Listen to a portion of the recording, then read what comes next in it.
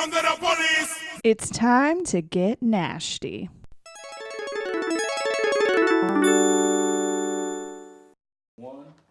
What's happening, y'all? It's the NASHty Boyz podcast. I'm DJ. I'm Rail, a.k.a. Ooh, baby, I like it raw. And welcome to episode 12. So before we get into anything, it's a beautiful day in the Music City. Beautiful. Shout out to you as a Titans fan. Y'all definitely pulled it out yesterday. Yes, sir. Yes, sir. You were getting a mud hole stomped in you. Oh, yes. It was bad. And it turns out that the Kansas City Chiefs are a terrible fucking football Fuck team. the Chiefs. Kansas City in general. I have no beef with them, but... And I mean, from a football perspective, like, Andy Reid has to get fired, right? I feel like he's the master of figuring out what works and then not doing that thing that works. Yeah, I mean, he's not very successful in the postseason. Like, at all. But people, I feel like, look at him like he's this, like, incredible coach. Yeah, I think maybe because his former time with Philly, I don't know, but I mean, Kansas City... They never won the Super Bowl, though. Like, they went to 5 NFC championship games, which, don't get me wrong, is very hard, but, like... Absolutely. And that was way back then.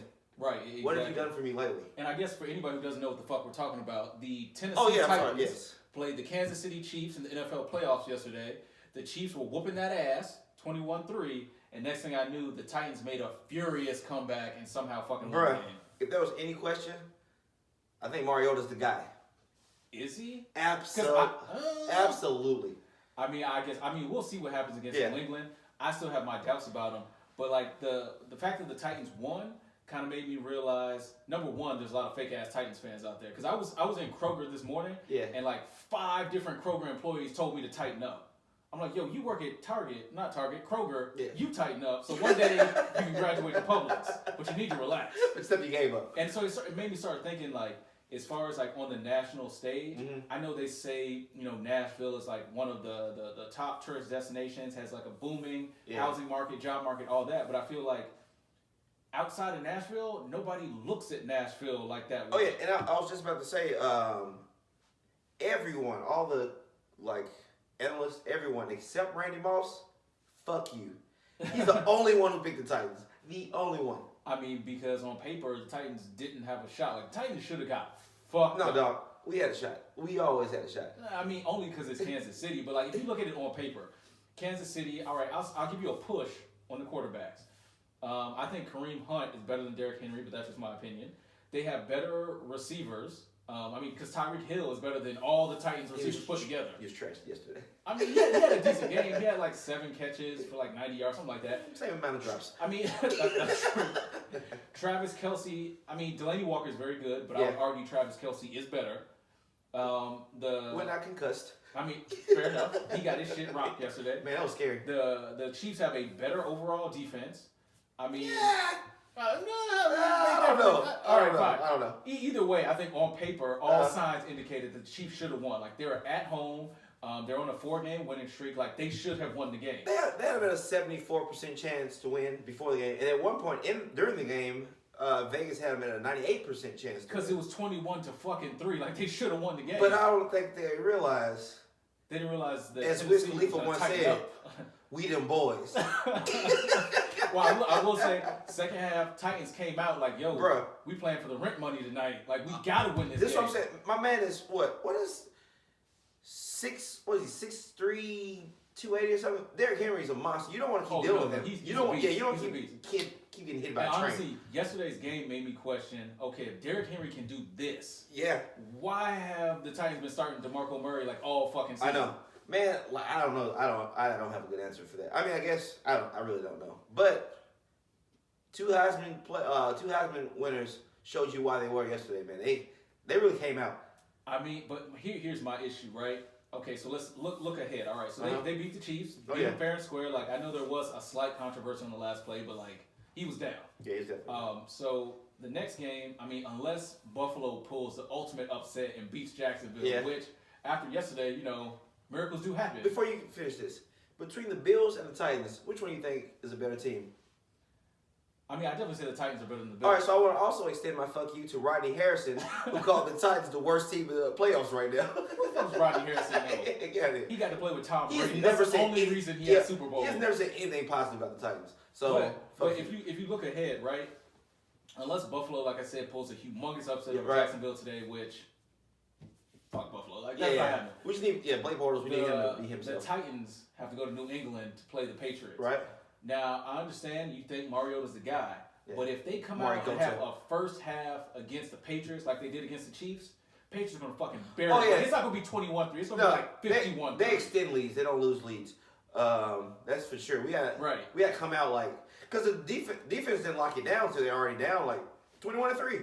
So you can't wait. And even when it was during the first half, all the shots we had, we fucked them up. You know what I'm saying? So I mean, I think it's not a wrap. Like the Titans have like a puncher's chance. I mean, I remember when New England was 18-0, everybody said they were gonna stomp the Giants. The Giants were like, not today, buddy. Not so fast. And look at the Giants now.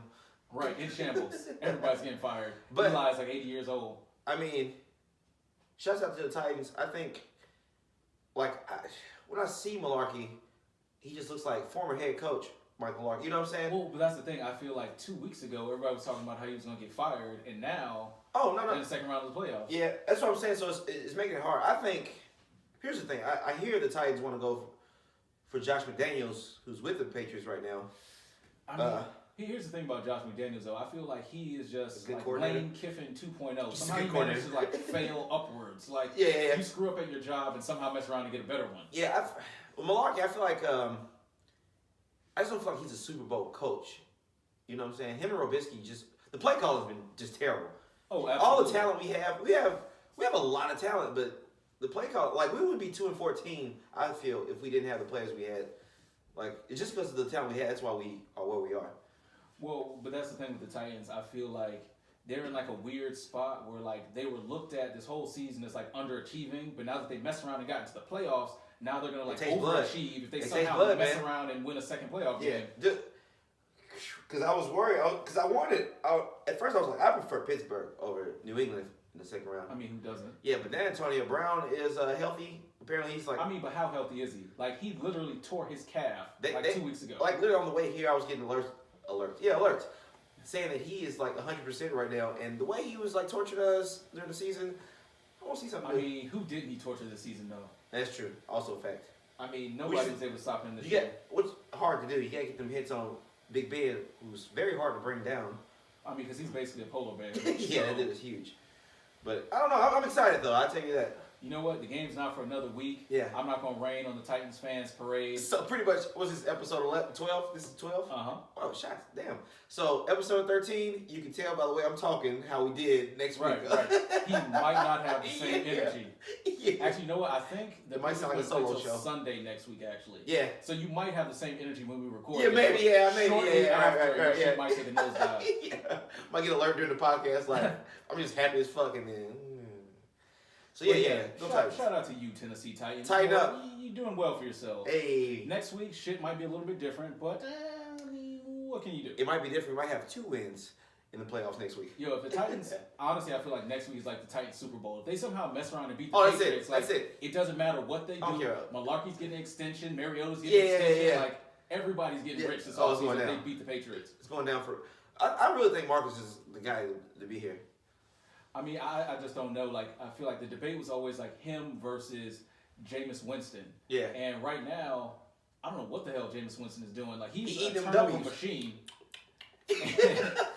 And with Marcus Mariota, I feel like he shows flashes of greatness, but I just don't know if he's the dude that like the Titans want him to be. I don't know that he's like the number 2 overall pick. I think over the last few weeks, I feel like he's actually like.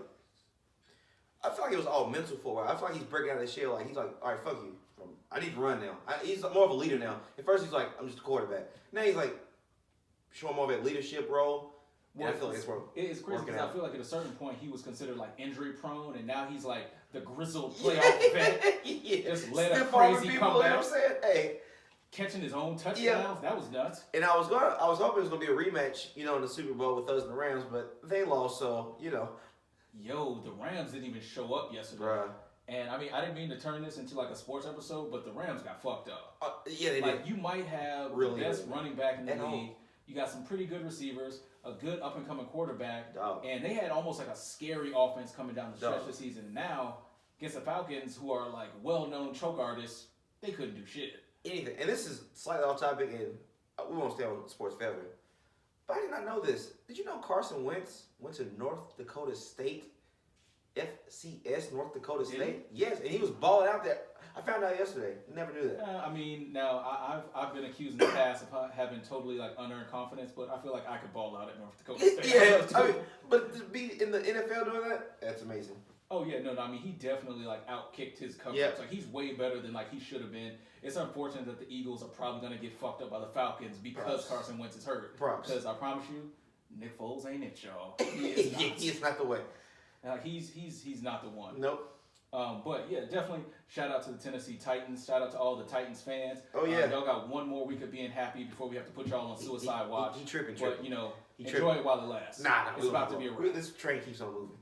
But in a completely unrelated note, yep.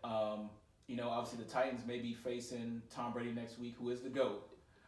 Someone else with GOAT status is Dave Chappelle. My man. Have you seen his new specials yet? Last night I watched the first one. Hilarious. I started on the second one, but it was getting kind of late, and I started dozing off a little bit. Not that it was boring. I was just tired as fuck. I love Chappelle.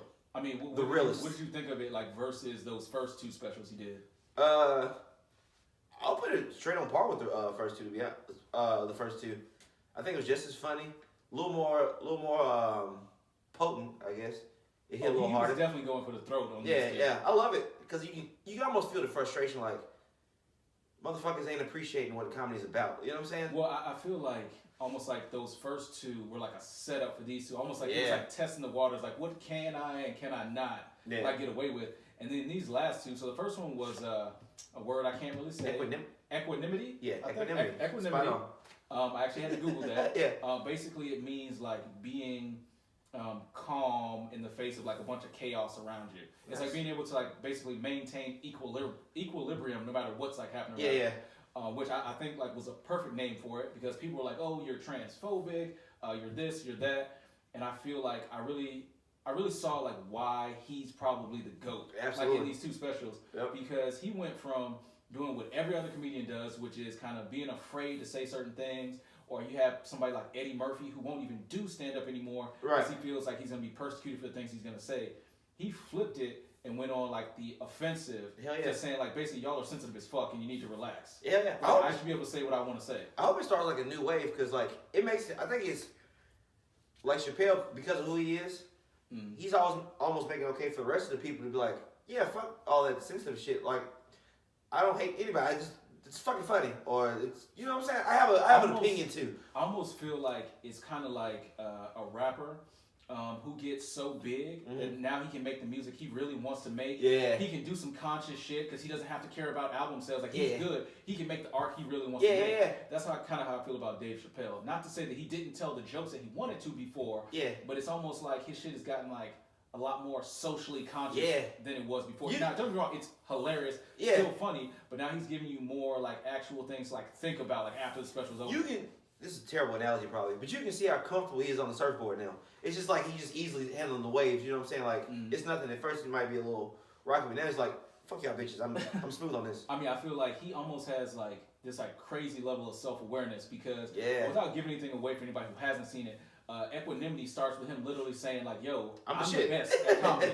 Like I'm so dope at this shit. Like I can try to do things to make it harder for myself. Turns out I'm still the fucking GOAT.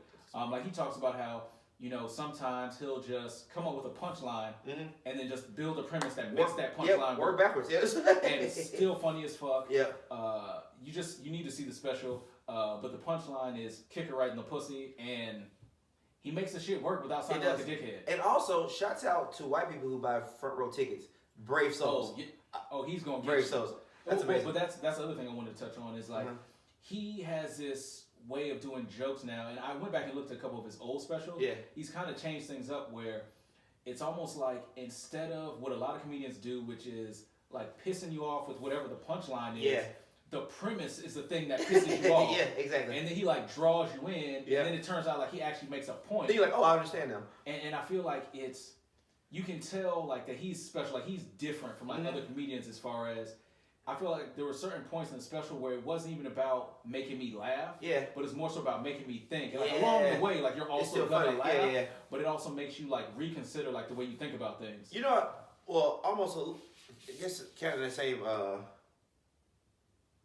same point. What I love about Dave is he makes you realize, like, you think certain ways that you don't realize you're thinking that way. Like, oh yeah, that's how I see shit too. You know what I'm saying? Like, it makes a lot of sense. So well, I feel like what he did was he took on, like, because there's this thing we talked about, like, kind of like a culture of outrage. Like, there's a certain, like, subset of people who are, like, looking for shit to, like, be pissed about.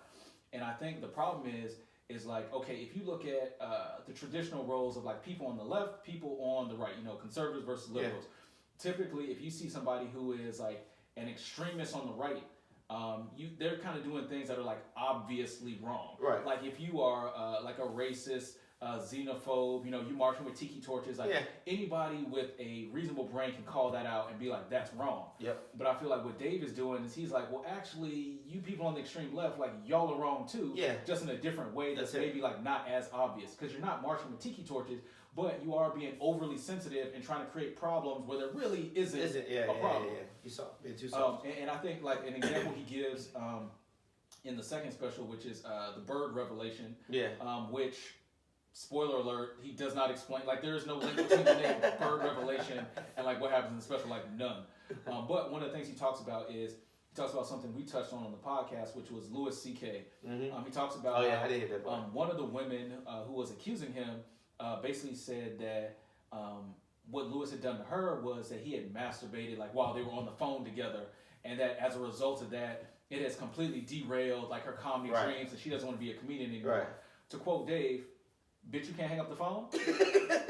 And I mean, if we're being honest, like, you know, don't be wrong, I can't tell that woman how to feel, but if the fact that someone in some other place was jacking off and you had to listen to him breathing heavily, like, that derailed your comedy Why would dream? Like, you didn't want to be a comedian that bad in the first fucking place. Like, you did. No. Like, but seriously though, like, if I'm on the phone and someone's doing that, I'm not listening to that. No, like, hang what the fuck's wrong with this dude? Hang the like, fuck. He doesn't control your phone. Yeah. And, like, by her own admission, like, he wasn't in the room with her. Like, she wasn't trapped. Like, she was literally just on the phone with him, and he decided to pull his dick out. Yeah. Hang up. I mean, hang the fuck up. That's all you gotta do. And here's the weird thing to me. It's like, you sat there and listened to this dude jerk off to the point where it's like, it was so traumatizing that you don't want to be a comedian anymore, but it wasn't so upsetting that you decided to, like, press the red button on your phone and make it stop. Like, it makes a lot of sense. And don't get me wrong, and I think this is something Dave touched on, is he talks about, like, Harvey Weinstein, like, being a rapist. Yeah. That is absolutely wrong. Like, there's no excuse for it. Like, there's no context in which raping somebody is right. Right. But at the same time, we take a lot of things, like this Louis C.K. masturbating on the phone thing, and we lump it in together with the Harvey Weinstein thing, like it's all the same, when it's fucking not. No. And so one of the things he touches on is, like, the whole idea of, like, Me Too, like that hashtag, just lets people who have no actual grievance act like they have one and join the whole, like, thought thing on social media. And I was going to bring that up even before you started that. Like, I wonder what's the trend between the use of social media and bitch assness.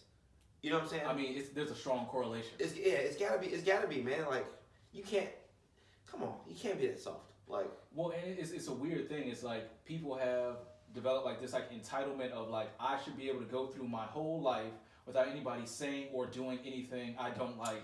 Otherwise, I have to go sit in the corner and cry. First world views at the highest. I mean, those are level. first world problems if I ever. You know what I'm saying? And but it's the type of thing. It's like, if you just think about it logically, like, going through your life without being offended, like, that's impossible, because people come from so many different parts of the world, different cultures, experiences, different opinions, different backgrounds. Yep. There's no way you're never gonna clash with anybody else ever. Yeah, exactly. Everyone's got to be treated equal, but come on. Well, people are just being so sensitive, and it's like, and it's a tricky thing to talk about, but I feel like people need, I don't want to say they need a certain amount of bullying, but it's kind of like you need to deal with a certain amount of, like, dickheads, like, as you're growing up, because otherwise you don't know how to act when you run into something you don't like. I feel like what it is now is it's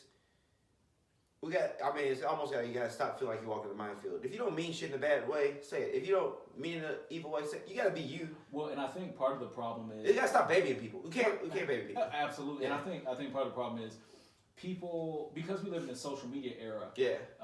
Because Twitter is limited to 140 characters, you can only write so much in an Instagram caption before people are like, "Fuck this, I'm not reading this." That people will pick out one or two things in what you said, and they'll try to fill in the blanks. Like, they won't listen to what you said or even come to you for clarification. They'll just be like, seems like it's a bird bird, so I'm calling it a duck and I'm running with it. Yeah. It's just like, wait, but like there's more to the story. It's like context is lost. In the Exactly. The problem is because people want to go straight to the comment section instead of like reading the article, seeing where it came from. You know what I'm saying? Well, but that's now. I mean, now clearly, not to get political. Trump puts a lot of dumb shit on Twitter, and it's like, okay, this fucker's an idiot. I mean, if we're being honest, I'm not gonna get into. He might be the Twitter. He goat. called himself a stable genius. I mean, he might be the Twitter goat. I'm just saying, and so that goes back to something we talked about before, which is like the idea of how people get affirmation like from likes. So I feel like there's plenty of times when people don't necessarily believe in something, but they know it's a hot issue. This is the popular opinion. It'll get me likes, so I'm gonna go ahead and say this thing. This might start a little fire, and I agree with some of the stuff he puts up. But you know who I think like just thrives on that? Who? Fucking Sean King. Oh yeah. It's just like, man, like sometimes he just, the way he hits angles is just. I mean, I understand. Like I love like what he stands for. But sometimes like he's like trying to overdo it. He's like, well, I feel like social media has started to like super activist over here, deify people in like a weird way. Like, don't get me wrong, somebody like Sean King does a lot of incredible stuff. Exactly, that's what I'm saying. I like the him, black community, but it's almost like your follower count, like as it goes up, like your ego. I have to keep doing. I have to keep doing the same thing. Like I can't even. It's like there's no balance to him anymore. It's no. I mean, I don't know if it ever was. I didn't see him until he was at that level. But it's almost like no balance. Is everything's. It's not like. Here's the problem, but I don't see solutions from it. Maybe I'm just missing it. I don't see him like also trying to work. Like what can we? You know what I'm saying? I also feel like in general, beyond just Sean King, like we talked about, like social media, everything is like so black and white. Like there is that's what I'm saying. Yeah. It's like for somebody like me, like I live in the gray. It's like that's me. Somebody like okay, take Martin Luther King, right? Yeah. Obviously, like incredible piece of like the civil rights movement. But there is a whole strong subset voice of people trying to like discredit what he did from that perspective because he cheated on his wife a lot. And so for me, as somebody who lives in the gray, yes, you can be a shitty husband and also a great civil rights leader. That's what I'm saying. But because people are so black and white, it's like, oh, well, because he was a bad husband, like he's somehow now a bad human being. I mean, like those two things aren't necessarily one and the same. And who are these fucking perfect robot people who... But that's what I'm saying. It's like we almost expect like our public figures to be perfect. My thing is, I don't put anyone on a pedestal. Like, no one, you know what I'm saying?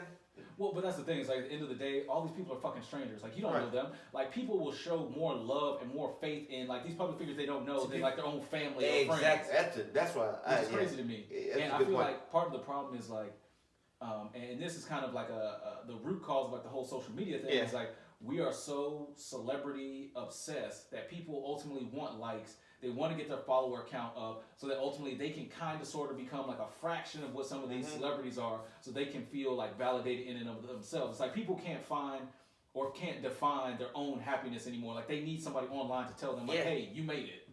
So I think that's what it all boils down to, man. It's not even like, it's just I want to feel important. Well, it's not only just feeling important, but it's like if I have a thing that might otherwise, define success, but I can't flex it on social media, then I can't be happy with this. Because it happens like you said, like whether I can get likes from being an activist, or I can get likes from pretending I'm stealing shit, like the boot gang dude. Right. If I just be a fucking idiot, but gang shit. Yeah, you know what I'm saying? Like whatever works. Honestly. Like you find your path and you kind of run with it. Well, and that's the thing though, and it's kind of like everything else. Like you kind of have to follow the money because once you get enough likes, you get your follower count up to a certain level, you can start to monetize that shit. People are neglecting like learning actual skills or like going to school. It's like, yo, I'm gonna get social media famous, I'm gonna go viral, and I'm out of here. And which I feel like it's a double-edged sword because I always support get that money because like I'll do some shitty shit if it's legal. You know what I'm saying? I mean, if it's illegal, I'll get that cake. The bag is right. Yeah, I get that cake, but. Also, at the same time, it gets to the point you're also hurting shit. Like these little kids think it's so funny. Like, oh man, he's crazy, he's wild. Like, he's a fucking idiot. Like, and they're not gonna realize it. They're like 28, 30. But then guess what? The next wave who their age now, they think, oh, that's so cool. Blah blah blah. Bullshit. And well, so that's why I live in the gray because I'm full of shit. Please like our Instagram posts, subscribe to our YouTube page. We're trying to get the followers up popping so we can monetize y'all. You feel me? But I feel like that's part of the issue. Like. That's why people have to be so fake online because everything is so black and white. Yeah. When 99.9% of people like live in the gray. Yeah. But online you want to front like I am this one thing all the time, no matter what. Yeah. When like people have multiple facets. Like let's say you present yourself as like, hey, I'm a hard ass gangster rapper online. Yeah. But there's times when you're with your kids, when you know you're You letting ain't your popping daughter off. paint Yeah, your nails. you're not popping off. You know, like you that. want to take your girl out to a nice dinner or your boy. I don't judge. Yep. It's a sexual spectrum. Live your life. Live your truth. But no, I'm saying like nobody is one thing all the time. Right. But because social media tries to force you to be black or white, people like can't be themselves. And I feel like that is, I'm not one of those people to be like, oh, you're killing society. But I feel like it's at least hurting society. Yeah. People feel like they can't be themselves. We got to bring individualism back. That's what we need. Right, absolutely. Now that topic got like a little bit heavy. So let's talk about some fuck shit. Sorry. So are you familiar with what swatting is? Yes, I am. Okay, have you heard about what happened in Wichita about a week and a half ago? No, I haven't heard about swatting in like years. Okay, so for anybody who doesn't know, swatting is like some next level fuck shit that people do online. It's really messed up. So it happens on, people playing PlayStation or on Xbox Live. Basically what it is you will find somebody's address and then you will make a fake call to the cops of a certain severity, like it's a hostage situation, a bomb, something like that, to try to get the SWAT team called out and have them kick in the person's door. So with that backdrop, what happened in Wichita was basically these kids were playing Call of Duty on Xbox Live, and they were having a match for money. You want to take a guess how much they were playing for? I feel like I'm about to be real low, but I'm just gonna go for 1,000. They were playing for $6. All right, I swear to God, it was 6 on 6. Each person kicked in. Actually, no, my math is wrong. It'd been $9, right? Yeah, because each person kicked in $1.50. Ah, come on. All right, so all right. So they were playing a team deathmatch on Call of Duty World War II. All right, so each team kicks in $1.50 via PayPal to like some third party who's not in the game, and they pay out the money like to the winners. All right, which if you're counting, if you win as an individual, you get your $1.50 back plus $1.50. So you're playing to get less than $2. All right, so they play. And the game ends. And like they're in like the post game lobby where like you see the score, who had what kills, all that, and both teams are talking shit. So two of the dudes on the losing team get into a fight, like a verbal altercation, like on Xbox Live, yelling back and forth about whose fault it is that they lost. So one of them gets upset, reaches out to a third party who wasn't playing in the game, and they find the dude who was on his team's address. So the dude who is the third party calls in the SWAT call to the local police in Wichita, Kansas.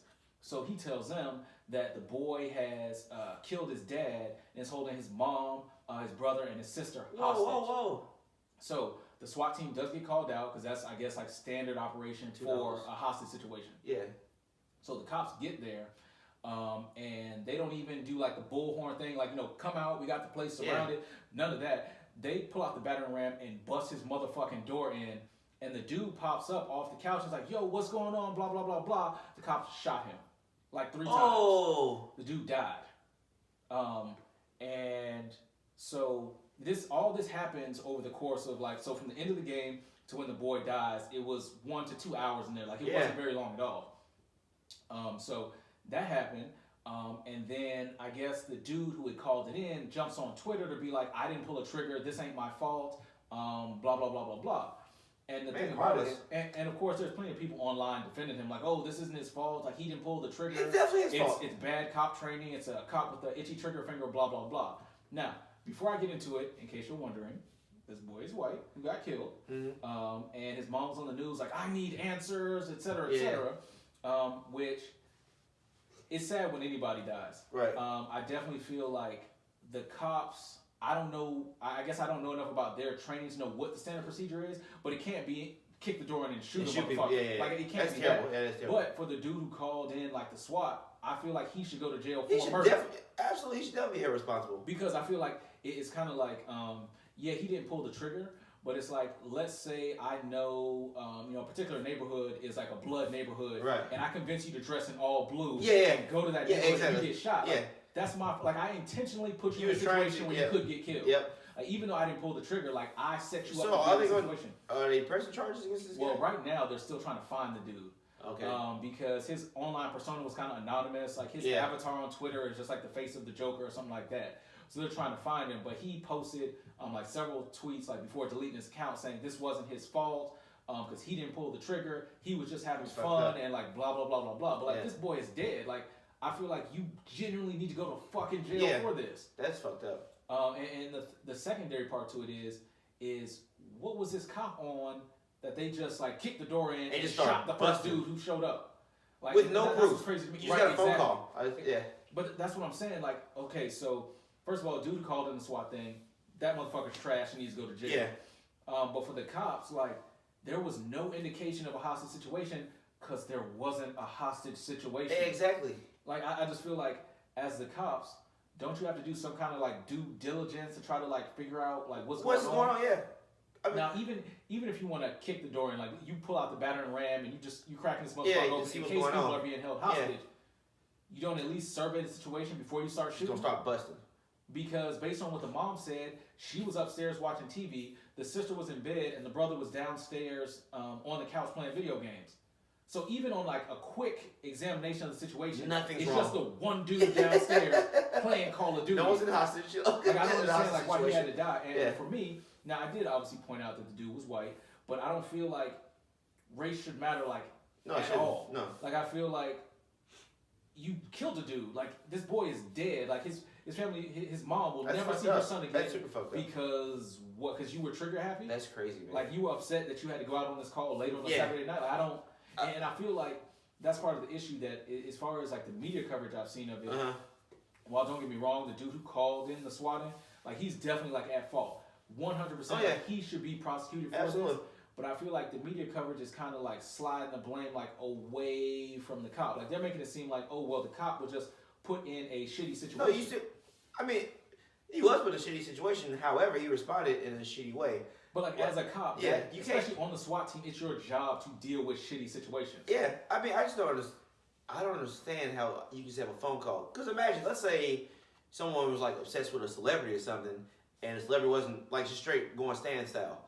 And just wasn't getting the love back that they wanted. It was like, hey, celebrity, whoever, like, has his family hostage. Are you gonna bust it and kill? You know what I'm saying? Like whoever. Well, but that's the thing. It's like it'll be the same response. Again, I've never been to the police academy. I've never been on the SWAT team. But I feel like if you're the SWAT team and it's a hostage situation, isn't your first job to try to like de-escalate the situation? Yeah. Not come in just killing, busting shots. Yeah. Laying your murder game down. Shoot first, ask questions later. And I feel like that's part of the problem. And I feel like I said, the racial aspect aside, I almost feel like it's blue versus everybody. Like, it doesn't matter if it's a black person, white person, Hispanic, whoever who gets killed, the cop ain't going to jail.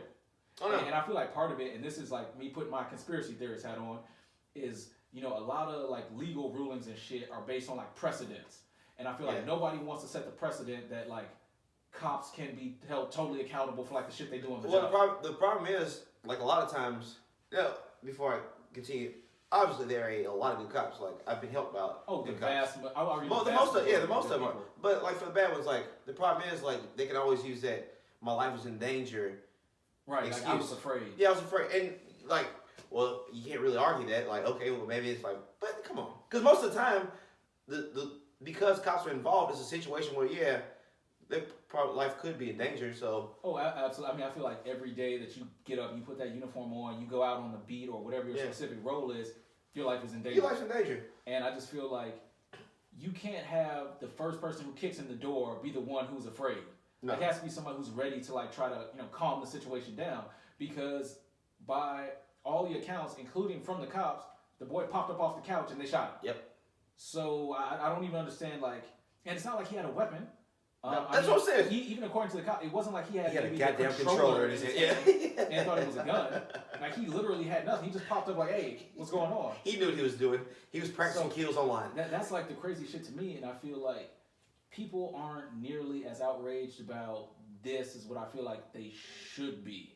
It's because it's fucked up. But Dave Chappelle makes a transgender joke, and we mobilizing. We got several hashtags. We need to get this motherfucker out of here. You know why?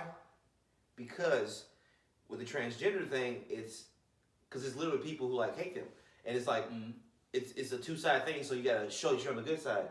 When it comes to this, it's only one side. It's fucked up that he got killed. So everyone's like, well, I can't like really like rouse anyone up with this one. So I feel like it's not even like I said a white or black thing. It's just like a right and wrong thing. Yeah, like a human being died. Like it doesn't matter what color they are. Pretty much, and pretty much any person will think that like, hey, the dude who called him the SWAT was wrong. You know what I'm saying? Absolutely. He should be in jail. Yeah, so when it comes to like a transgender joke, it's like, oh, you don't like transgender. Oh, we love transgender. So it's well, it goes back to me like to the social media thing as far as I feel like sometimes people go hard in the paint because they want a certain look online. Exactly. Like, it's not even necessarily that you feel that fucking strongly about it, but it's like, yo, this is gonna play well online. I'm gonna get these likes. I'm gonna get my followers up. So boom, I'm gonna jump out the window and go to the extreme. This is when I realized it. I think it was last season or season before, during the I don't know if it was during the national anthem or something, but D Wade was still warming up shooting jumpers, and people were pissed. They were going off about it, and that's what I thought to myself. I was like, next week, no one's going to be talking about this. I was wrong. The next day, no one's talking about that shit. Like after like they went through the whole news cycle with it, no one cared. Like stop pretending that you can't. It's funny because that's one of Dave's jokes on the Bird Revelation. He says, and I'm paraphrasing because obviously he delivers it way better than me. But he said it's crazy that it took us 400 years to figure out that white people's kryptonite kneeling during the anthem, which is so like people get so irrationally upset about that shit. And so it's like you take something like that versus this swatting incident where the boy gets killed in Wichita. I mean, I heard about the story, but it seems like nationally nobody really cares. So it's like, but let a motherfucker kneel during that anthem. Yeah, it's like people care more about the idea of America than actual Americans. Like, I mean, because if we keeping it funky, all these people shouting support the troops, y'all don't really support the troops. You can't put a bumper sticker on your car and think you're doing shit. You know what I'm saying? Right, exactly. Well, it's like, you know, a friend of mine's in the military. She has like she has a number of ailments, and they don't give you proper medical care in the military, especially like once you get like discharged. Nobody cares about you. Like people love to shout, support the troops. They want to have the bumper sticker. Feel good about themselves. They want to wear the American flag. They want to shout you down for kneeling during the anthem because they say you're disrespecting veterans. But what about the shitty health care they get, the shitty treatment they get, the lack of job opportunities when they come back from being deployed? That's not disrespectful to veterans. Right. But somehow this other dude they're kneeling though. Protesting peacefully happens to be during the national anthem. Somehow, like, that's the shit to get upset about. I will never come to your football games ever. I'm going to stop watching NFL. I'm burning my jerseys because that motherfucker silently knelt during the anthem. Yeah, end of the world. End of the world because he's kneeling. Like, but it's just funny to me like, where people draw the line about. But what I hate is when you bring up the reason why he's kneeling. It's not like he's kneeling like, hey, fuck America. That's not what he's saying at all. It's just like... Well, but that's the thing, though. It's like he came out and said, like, in the beginning, I'm not doing this as a disrespect to the troops. He's actually, Colin Kaepernick came out and said he spoke to a couple of veterans and asked them, hey, what is the most respectful way that I can do this? They said, well, excuse me, maybe just do something silently so you're not necessarily drawing a huge amount of attention to yourself or necessarily away from the anthem, but you can still try to get your point across and, like, raise some awareness. But people have totally lost that shit. They lost the fact that he explained why he was kneeling. Which shows me they don't turn into something else. Fucking really care because every time that point's brought up, we can do it. Find a better time to do it. It's always an excuse. Like I don't want to address the real reason you're kneeling. I always want to find something else. It's always heavy. You can do it at a better time. Like, well, he makes a lot of money. He's rich. Why would he care? Why would he care? Like I feel like it's a certain like mindset. I feel like even with my wife, for example, like she obviously works in the corporate world. And so I always have to talk to her about, you know, we have to balance like how things should be versus like how they are. Like let's say she has a grievance about, you know, something going on at work. I always tell her, you know, you have to just give them the dead facts. Like make them deal with the point of what you're saying because you can't get emotional, even if the situation warrants it, because people love to be like, oh, well, she's a woman. She's just being, you know, emotional. Right. It's almost like people are, like with women, like with the anthem thing, looking for an excuse to ignore the point you're actually making and making it about something else. Which makes you're full of shit. You just gotta be real with yourself. You're full of shit. Absolutely. Like if you can't answer this, you're full of it. Wait, hold on. Or you just don't care. Speaking of full of shit, have you seen what's cracking with your boy LeVar Ball over in Lithuania? Which thing's going on? Okay. The Luke Walton thing was what? So all right. So for anybody who doesn't know, I can't get their names right. So there's I got you. LiAngelo and LaMelo. Okay, so one of those two.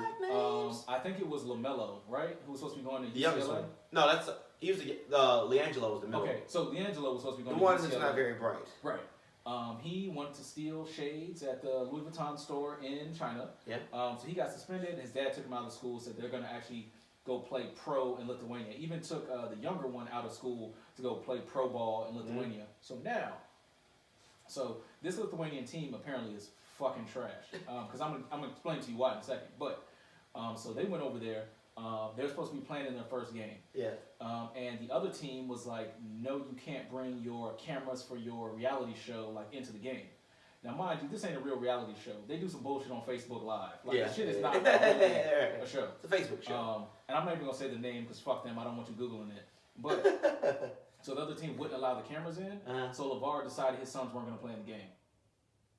And what kills me is, like, this whole time, he's been like, oh, the shit's about basketball. It's about showcasing my son's talent, giving them the best opportunity so that they can make it to the NBA.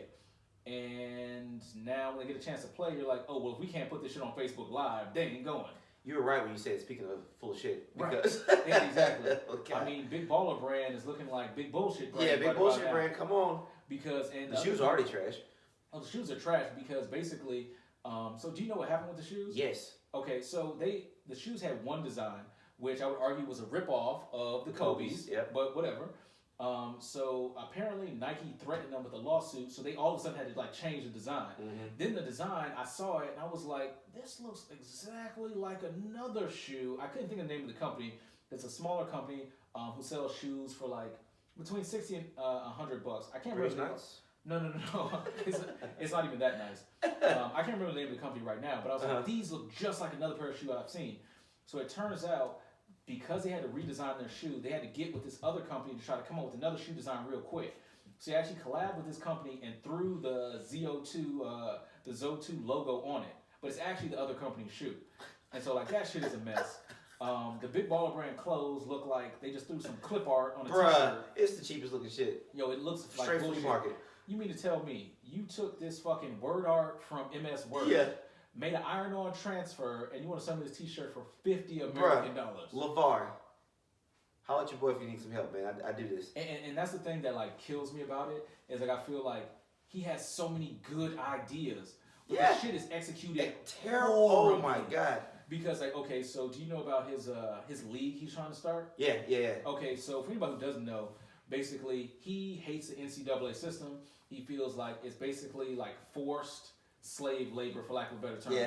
And on some level it is, and I know the word slavery is triggering for some of you snowflakes out there, but all he's really saying is that you're doing hard work, which they are. I mean, to be on a Division I basketball team, you can't really have a full-time job at the same time. No. And so you're putting in all these hours of work every week, practice, you have to do media events for the team, all that stuff. The school is raking in money. Yep. The NCAA makes billions, understand me, billions with a B every single year, but the kids don't get anything out of it. Now, they get what the school will say, well, oh, you get an $80,000 education out of it. Man, if you don't shut the fuck up with that, because here's the thing, you can't tell me that education is worth $80,000 when I can't go sell this scholarship for $80,000. Kiss my ass. But it's, the college is saying you get this $80,000 tuition, which their pricing. It's your price. You can say it's worth $10. Like it's like me taking my socks off right now and be like, hey, these are $1 million socks, man. I can't take less than $750K for them, man. These are $1 million socks. This ain't market price right here. This is what you put it at. Shit doesn't have value because you say it does. Things have value based on what other people are willing to give you for it. And if I can't take this thing and sell it, it has no inherent value. Especially because, you know, getting a 4-year degree doesn't guarantee you that you're going to get a job that is worth, you know, this $80,000 that you hypothetically spent on this education. Right. So to me, like, that's all bullshit. So his plan was, because right now the rule is you have to wait at least a year from the time you graduate high school to go to the NBA. His whole idea was, okay, well, let's start a league where you're not going to make NBA money, but you can make good money, not have to pretend to give a shit about school, and still be able to like showcase your talent. So this league is supposed to be for those kids who would be one and done, who really aren't benefiting from the fact that you have a scholarship. And I honestly think it's a great idea. I don't know how he would be able to bankroll it. I do. I just thought about this. It's a great idea. We talked about it last week. Vince McMahon. Him and Vince got to get together, man. Well, and honestly, what I was thinking too is, if you had the right sponsorships, like you could bankroll this whole league. The problem is, to me, is getting the players. Like, who's going to be that first 5-star recruit to take say, a chance. fuck the NCAA, I'm get a whole LeVar. league. We have like 4 or 5 teams. I mean, it's a, you know. Well, but that's the thing though. Like, I feel like LeVar, paints himself as like this great marketing genius. Yeah. He's fucking is not. Like, he's good at marketing himself, and that's about it. For sure. And so the thing to me is, it's just, with the way you fucked up Big Baller Brand, you're fucking up your own son's basketball career, who, if anybody, I would think you would take more time and care with them than anybody else's kids. So you fucked up every venture you started to this point, but you really think me, high school recruit who is, a 4 or 5 star recruit, I can go to a D1 school, I got scholarships, I'm gonna say fuck all that and put my career in your hands? Nah. Come on, man. Nah, bro. Come on. Yeah. Because right now everything LeVar is doing is pretty much trash. Shit. Yeah. Like, so unless I want to fuck my whole life up, there's no way I'm going over there. Has anything he's tried to like sell to us popped off the way he said? None of it. From his son like to... Honestly, the only thing propping him up is the fact that Lonzo is in the NBA. Like, if Lonzo is not a millionaire, if Lonzo doesn't make it to the NBA, I feel like he goes away. Oh yeah, the fact that he's in the NBA, but like, either he's going to like really step it up. I mean, and quiet as it's kept, Lonzo Ball's not even the best worker on his own team right now. For real. That Carl Kuzma dude, I don't know where the fuck he came from. He's a monster. No, they got some winners on the team. Brandon Ingram's pretty dope. And that's the thing to me why I feel like it sucks about LeVar Ball, because I feel like nationally he's just looked at as just some loudmouth black dude who's a failed athlete who now can't shut the fuck up. He's almost looked at as like what do they call him? Like a stage mom. Like, he's trying to get shine off of like what his kids are doing. But I feel like if you take all like the BS away, he actually has some good ideas. Like going independent with your shoe. It's not the worst idea in the fucking world. This is the problem, because like you said, like when you were talking about it earlier, like you just because you're a bad husband doesn't mean you're not a great speaker or whatever. You know what I'm saying? You're not great. So I feel like it's with that. Like I feel like he's a great father. You know what I'm saying? I do. I think he's like, well, and I mean, he's definitely made some dumb boneheaded decisions as far as that goes. But overall, I think he's done some great things.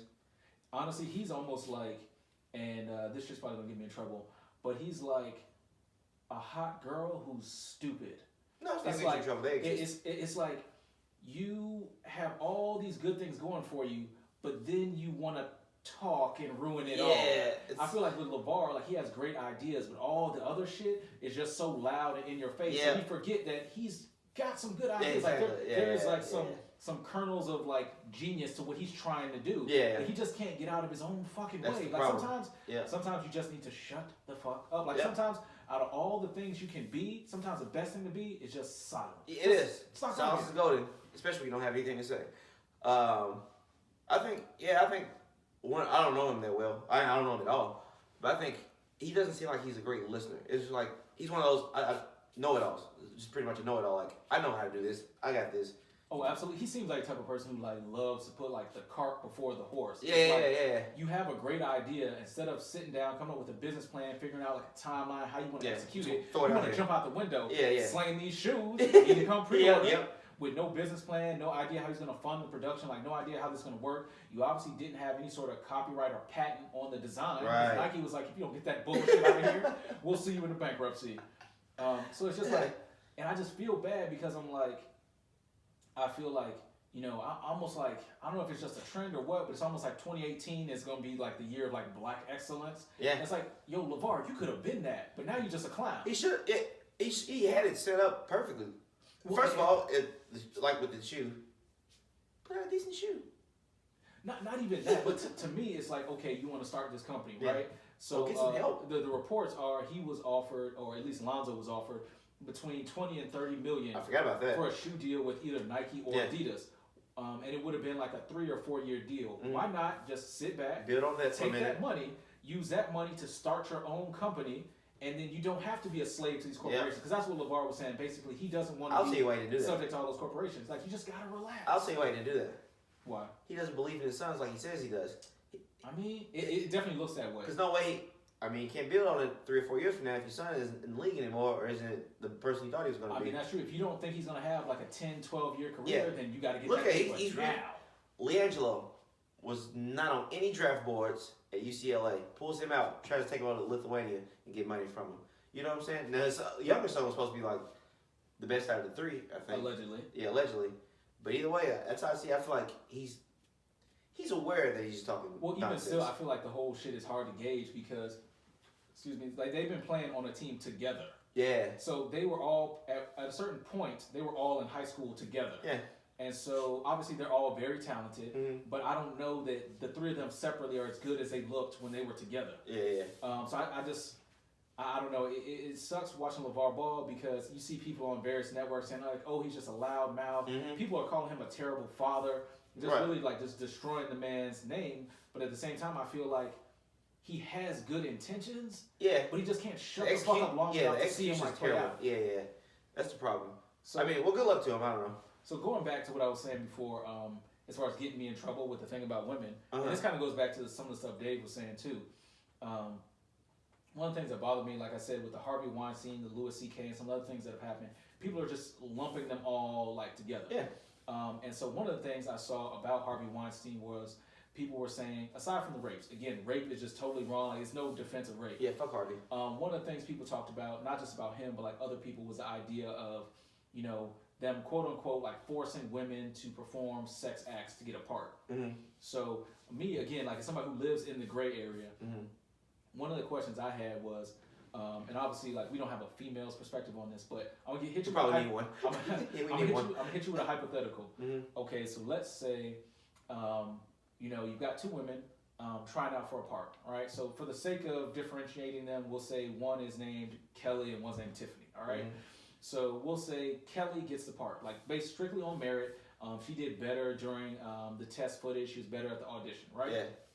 So Kelly's got the part.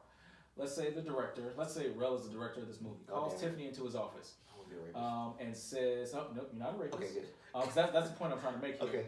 And you say, "Hey, Tiffany, we decided to go with Kelly. We just felt like she was better for the part. But if you suck my dick right now, you can have the part." Now, this is not the real me. Yeah.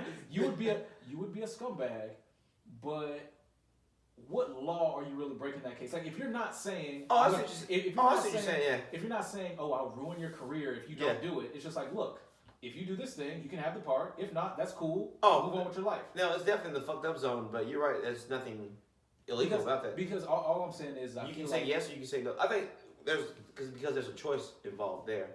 Right, well, but that's the thing. It's like that's what a lot of these guys. Again, not all of them. I'm not talking about even Harvey Weinstein specifically, but a lot of them I've talked about as though, well, they had women having sex with them to get roles. But I'm saying we don't know the exact context of that, and so I'm saying if all you said was, "Hey, have sex with me, and you can have this part." Yeah. I mean, what law did I break? I don't know. I mean, I see what you're saying for sure, but I also see like just the fucked upness. Wait. I'm not saying it's not fucked up. Oh, yeah. But people are making it out to like you should lose your job. You can't be a part of this production company anymore. None of that. Yeah. When, I mean, if you look at it, I'll give you another example to like compare against that. Let's say you're a director. Yeah. And you just met this new girl. Y'all are fucking like adults do. And you give her a part in your new movie. And you give her a part in your new movie. Now, logic dictates that if y'all weren't fucking, she wouldn't have got the part. Right. But nobody would look at you in the same light as somebody who says straight up, "Fuck me and you can get this part." Right. But what's, like, from a practical perspective, like, what's the difference between those two things? Honestly. Yeah, I mean, you're right. If it's all just platonic, just fucking. Then, if the girl's like forced to do it, then it's a whole different. Absolutely, if you're forced, that's totally different. All I'm saying is if I, as a director, somebody in a position of power in this production company or whatever, say, "Hey, if you do this thing to me sexually, you can have this part." Yeah. Unless I'm saying, if you say no, I'll ruin your career. So I think what people messing up with the fucked up dynamic is, the problem is you have the fucking creepy dude with the powerful position. That's the problem. It's not that he's taking advantage of it, but he's not. Absolutely. But you're right. He's not doing anything illegal. It's just he's taking advantage of his power. Oh, well, absolutely. So I guess people are just certainly taking advantage of it. It's just that's what I'm saying is I feel like when we talk about these things, we gotta stop lumping it all together. Oh, yeah. Because like the scenario I just laid out, while it's scummy, it's weird, and it's like next level creep life. Yeah. It's not the same thing as raping somebody. Right. It's not the same thing as jacking your dick while you're on the phone with a girl. It's weird. It's just not. It's not the same. Right. And so I'm saying the whole idea of I have a problem with the whole idea of like Me Too. Yeah. Because I feel like I don't even know what it is, but I just heard of it. It's one of those things where it's kind of like if everything is worth outrage, nothing is worth outrage. Right. You know what I'm saying? So I just feel like it does a disservice to women who have been sexually assaulted, who have been raped, by trying to lump in all of these not really that bad things like with the actual like major crimes. It's almost like Trevor's like, man, like a soldier who shot someone compared to like someone played Call of Duty and killed somebody. Like it's just right. Exactly. It's not the same thing. Yeah. And so I say that to say it's not that the women who talked about sexual assault, women who talked about rape, it's not that those allegations don't matter. But I'm just saying it's watering it down. Right. Exactly. I guess that's what I'm saying. I feel like the whole idea of Me Too is like watering stuff down because I feel like. While yes, there are lots of women who have cases of being able to say, yes, I was also raped, I was also assaulted. I feel like the idea of Me Too almost kind of turns it into white noise. Yeah. Like for the people who really need this message, they're not going to give a fuck. Yeah, they're going about it the wrong way. I understand that. Like it could be saying like it just lead. It could lead like catcalling is annoying, catcalling is unnecessary, but it's not the same as like. Give me that ass, you know what I'm saying? Like, right. Well, and I'm taking that ass. And I feel like part of the issue is, and this is something that Dave touches on in his special, is that you never have long-lasting change via fear. This is what we need to do. What's that? We need to get a girl. We need to get a girl on here, we just need to get a girl on here. Let her. Well, maybe we can learn. You know what I'm saying? Oh, so, absolutely. Well, I think. What the point I was trying to make was like you can't have like long lasting change like based on fear. Yeah. Like playing the gotcha game of I'm gonna expose you, I'm gonna expose you, I'm gonna expose you. Like I don't know that that's really the way to like fix nothing. Yeah. Because it's kind of like, and again, Dave touches on this in his special, where it's like you don't get actual change until people are unafraid to say, hey, look, I did X, Y, Z, without being persecuted. Like everybody has to be able to say like, look, this is how I contributed to the problem. Okay, now that we got that shit out there, how do we like fix the problem? Yeah. But playing like the gotcha game is just forcing people to go underground or like switch their game up as far as like the shit they have been doing. Yeah, shitty. Well, so a lot of people just ain't gonna come out until like. But I think it's hard because we need the Harvey fucking Weinsteins out there. We need them called out. Absolutely. But you're right. We don't also need everyone like he said had a nice butt 13 years ago. Like we don't need that. That's not helping. Well, and also, and I don't want to sound like I'm like a victim blamer or no shit like that, but. I also feel like there has to come a certain point where, like, as a woman, you have to be strong enough to say no. Because, like, at a certain point, if no one is sucking dick for roles, then you can't pull that move no more. I think maybe that, like, I'm not trying to speak for women at all, but I'm just saying, like, as a guy, it's not also where, like, if you're a guy, everything is. I'm not saying it's hard for us or it's as hard for women as it is for guys. I'm just saying, like, we also have to, like, stand for ourselves in life. You know what I'm saying? Like, it's not like we can just like, I'm a dude, I can do shit. Like, we also have to say like, no, it's fucked up. Like, you can't get over on me like that. Well, like, exactly. And I feel like it's, and again, I'm not talking about like rape and sexual assault. No, that's wrong. Like, you have no choice in that. Exactly. But I'm saying a scenario where like normal shit. Like the hypothetical I laid out for you, the director saying, hey, well, if you blow me, like you can get this role. Yeah. I understand that it would help your career, but at a certain point, you have to be strong enough to say no. Like, I don't want it this way. Because I feel like, while yes, we absolutely need to stop all the rapists, the men committing sexual assault. They are monsters. I feel like more than one thing can be true. Like you can have multiple tactics to like end an issue. So besides just calling them out, we also have to have individuals who are strong enough to say, fuck my career, like I don't want it this way. And also, all this was said, stop fucking raping people. I mean, if everyone does straight up, like if you stop raping. Any of you motherfuckers out there who even think about it, just don't do it. Jack off. Go pay for a prostitute. Yo, holla at a sex robot. Get a sex robot. Son, you can knock that back out all night people. And she'll come back for more. Yeah, you're and trash. You can program her to say whatever you want. Your life is trash. Whatever, like if you want a actress sucking your dick for a role scenario, you can program that shit. There's an app for that. Stop. But, speaking on that same note, now we know Nashville is, not on the same note, God forbid, a similar note, Nashville has become like a big like tourist destination. Yeah. And I feel like lately when I've been going out to restaurants and shit, like I've been seeing people like be shitty to servers, like a lot. That's terrible. And like that's the shit I don't understand, just like as far as like human beings. Like I always say, why do people treat like servers, bartenders, why do they treat them shit like I just don't get it personally? Yeah. As a bartender, I can help you out. I always said that like everyone should, at least for like maybe a day or a week, just work in the restaurant industry. That quick, your whole spectrum has changed about it. Now, there's some shitty bartenders and servers out there, obviously.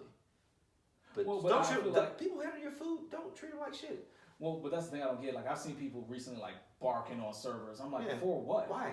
And it wasn't even like the server necessarily did something. Maybe the server forgot like a water, or they didn't come as fast as the person wanted, and people just screaming on servers. I'm like, yo, relax. And for the people who don't know what the fuck they're doing in a restaurant, when you say I'm never coming back to this establishment again, you don't know how good it is to hear that. Right. Most of the time, they don't want you back. Like all. you're not special. Like there's nothing like amazing about you. Well, and that's the thing. Like the reason I was linking this to like the sexual assault and people being mistreated in Hollywood was just I feel like people need to just fucking be nicer to each other. Like that's it. That's all. It's just like everybody's a human. Everybody is fucked up in some way or another. We all got some kind of issues that we probably need to work out in therapy. Yeah. Just fucking relax and like just be nicer. I feel like miserable people just want to spread their misery. Like don't go out if you feel bad. Like the liquor stores are open. Make your own fucking drinks or go to the grocery store, get your own food. Just stay home. Well, I mean, just because you're upset doesn't mean you need to wild out on me. Yeah, exactly. That's what I'm saying. Like, sometimes you need to just chill the fuck out. Just chill the fuck out. Like you do. But yeah, so I just feel like if you take away anything from today's episode, it's just fuck